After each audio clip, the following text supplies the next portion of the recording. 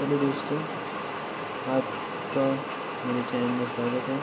आज के इस वीडियो में हम क्लास 9th के फर्स्ट चैप्टर यानी धूल के बारे में पढ़ेंगे, जिसे रामविलास शर्मा जी ने लिखा है। तो बिना समय गवाए हम इस चैप्टर को शुरू करते हैं। तो हिंदी कविता की सबसे सुंदर पंक्तियों में से एक यह है, जिसके कारण धूली भरे हीरे कहलाए। हीरे के प्रेमी तो शायद उसे साफ सुथरा खरादा हुआ आँखों में चकाचौंध पैदा करता हुआ देखना पसंद करेंगे, परंतु हीरे से भी कीमती जिस नैन तारे का जिक्र इस पंक्ति में किया गया है, वह धूली भरा ही अच्छा लगता है। जिसका बचपन गाँव के गिलहरी की धूल में बीता हो, वह इस धूल के बिना किसी शिशु की कल्पना कर ही नहीं सकता। धूल के ऊपर जो रेणु उसका श्रृंगार बनती है, वहीं धूल शिशु के मुंह पर उसकी सहज प्रतिभा को निखार देती है। अभिजात वर्ग ने प्रसाधन सामग्री से बड़े बड़े आविष्कार किए, लेकिन बालकृष्ण के मुंह पर छाई हुई वास्तविक गोधूली की तुलना में वह सभी सामग्री क्या धूल नहीं हो गई। हमारी सभ्यता इस धूल के संसर्ग से बचना चाहती है।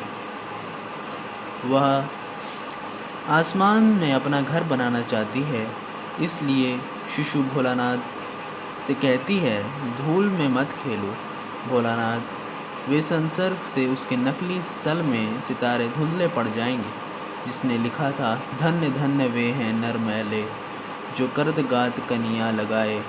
धूरी ऐसे लइकन की उसने भी मानो धूल भरे हीरो का महत्व कम करने में कुछ उठना रखा था। धन्य धन्य ने ही उसके बड़प्पन को विज्ञापित किया और फिर मैले शब्द से अपनी हीन भावना भी व्यजित कर दी। अंत में ऐसे लड़िकन कहकर उसने भेद बुद्धि का परिचय भी दे दिया। वह हीरो का प्रेमी है, धूली भरे हीरो का नहीं। शिशु भोलानाथ के संसर्ग से तो मैले जो करत गात की नौबत आई। अखाड़े की मिट्टी में सनी हुई देह से तो कई उबकाई ही आने लगे। जो बचपन में धूल से खेला है, वह जवानी में अखाड़े की मिट्टी में सनने से कैसे वंचित रह सकता है। रहता है तो उसका दुर्भाग्य है, और क्या यह साधारण धूल नहीं है, वरन तेल और मिट्टी से रिझाई हुई वह मिट्टी है जिसे देवता पर चढ़ाया जाता है। संसार में ऐसा सुख दुर्लभ है। पसीने से तर बदन पर मिट्टी ऐसे फिसलती है जैसे आदमी कुआं खोद कर निकला हो। उसकी मांसपेशियां फूल उठती हैं, आराम से वह हरा होता है।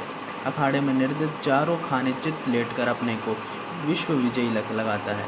मिट्टी उसके शरीर को बनाती है, क्योंकि शरीर भी तो मिट्टी का ही बना हुआ है। शरीर और मिट्टी को लेकर संसार की असारता पर बहुत कुछ कहा जाता है, परंतु यह भी ध्यान देने की बात है कि जितने सारतत्व जीवन के लिए अनिवार्य है, वे अब मिट्टी से ही मिलते हैं। जिन फूलों को हम अपनी प्रिय वस्तुओं का उपमान बनाते हैं, वे सब मिट्टी की ही उपज हैं। रूप, रस, गंध, स्पर्श, इन्हें कौन संभव करता है। माना कि मिट्टी और धूल में अंतर है, लेकिन उतना नहीं जितना शब्द और रस में, देह और प्राण में, चांद और चांदनी में। मिट्टी की आभा का नाम धूल है, और मिट्टी के रंग रूप की पहचान उसकी धूल से ही होती है। ग्राम भाषाएं अपने सूक्ष्म बुद्धि से धूल की जगह गर्द का प्रयोग कभी नहीं करती। धूलवा जिसे गोधूली शब्द में हमने अमर कर दिया है। अमराइयों के पीछे छिपे हुए सूर्य की किरणों में जो धूली सोने को मिट्टी कर देती है, सूर्यास्त के उपरांत लीक पर गाड़ी के निकल जाने के बाद जो रुई के बादल को की तरह या ऐरावत हाथी के नक्षत्र पथ की भांति जहाँ की तहाँ स्थिर रह जाती है। चांदनी रात में मेले जाने वाली गाड़ियों के पीछे जो कभी कल्पना की भांति उड़ती चलती है, जो शिशु के मुंह पर फूल की पंखुड़ियाँ पर साकार सौंदर्य बनकर छा जाती है, धूल उसका नाम है। गोधूली पर कितने कवियों ने अपनी कलम नहीं तोड़ दी, लेकिन यह गोधूली गांव की अपनी संपत्ति है जो शहरों के बाटे नहीं पड़ी। एक प्रसिद्ध पुस्तक विक्रेता के निमंत्रण पत्र में गोधूली को बेला में आने का आग्रह किया गया था, लेकिन शहर में धूल धक्कड़ के होते हुए भी गोधूली कहाँ। यह कविता की विडंबना थी, और गांव में भी जिस धूली को कवियों ने अमर किया है, वह हाथी घोड़ों के पग संचालन से उत्पन्न होने वाली धूल नहीं है, वरन गोपालों के पदों की धूली है। नीचे की धूली समान वेद वाक्य नहीं है। सती उसे माथे से, योद्धा उसे आँखों से लगाता है। यूलिसिस ने प्रवास से लौटने पर इथाका की धूली चूमी थी। यूक्रेन के मुक्त होने पर एक लाल सैनिक ने उसी श्रद्धा से वहाँ भी धूल का स्पर्श किया था। श्रद्धा भक्ति स्नेह इनकी चरम व्यंजना के लिए धूल से बढ़कर और कौन साधन है। यहाँ तक कि घृणा, असूया आदि के लिए भी धूल चाटने, धूल झाड़ने आदि की क्रियाएं प्रचलित हैं। धूल, धूली, धूरी आदि की व्यंजनाएं अलग अलग हैं। धूल जीवन का यथार्थवादी गर्थ, धूली उसकी कविता है। धूली छायावादी दर्शन है जिनकी वास्तविकता से दिगत है, और धूरी लोक संस्कृति का नवीन जागरण है। इन सब का रंग एक ही है, रूप में भिन्नता जो भी हो। मिट्टी काली, पीली, लाल तरह तरह की होती है, लेकिन धूल कहते ही शरद के धूले उछले बादलों का स्मरण हो जाता है। धूल के लिए श्वेत नाम का विशेषण अनावश्यक है, पर उसका सहज रंग है। हमारी देशभक्ति धूल को माथे से ना लगाए तो कम से कम उस पर पैर तो रखे। किसान के हाथ पैर पर छाई हुई यह धूल हमारी सभ्यता से क्या कहती है। हम कांच को प्यार करते हैं, धूली भरे हीरे में धूल ही दिखाई देती है।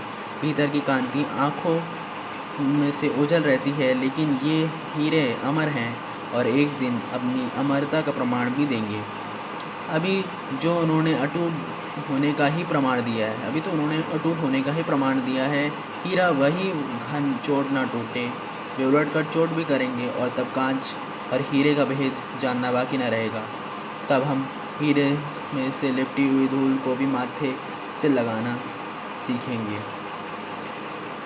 तो दोस्तों, आज के वीडियो में हमने जाना कि चैप्टर 1, जो हिंदी का चैप्टर 1 क्लास 9 का धूल, इसका हमने आज पढ़ा कि धूल के बारे में क्या चीज़ बताई गई है। धूल आज की हमारी जो सभ्यता है, आज की जो पीढ़ी है, वो धूल से वंचित रहती है। धूल में ना जाने की उनकी कोशिश रहती है। उनको लगता है कि अगर हम धूल में जाएंगे तो हम गंदे हो जाएंगे, हमारे शरीर गंदा हो जाएगा।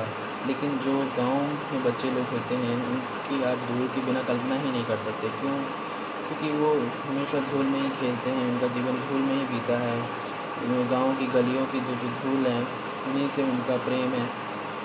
तो यही प्रेम जो इस कविता के जो कवि हैं, उन्होंने जो कविता नहीं,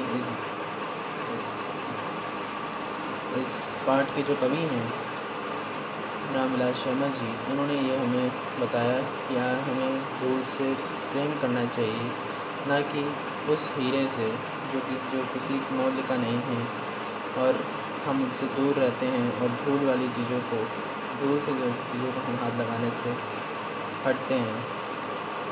तो दोस्तों, आज की वीडियो में इतना ही। अगले वीडियो में मैं आपको इसके प्रश्न उत्तर के बारे में कुछ समझाऊँगा। तब तक के लिए धन्यवाद। इस वीडियो को देखने के लिए आपका शुक्रिया। अगर आपको ये वीडियो अच्छा लगा हो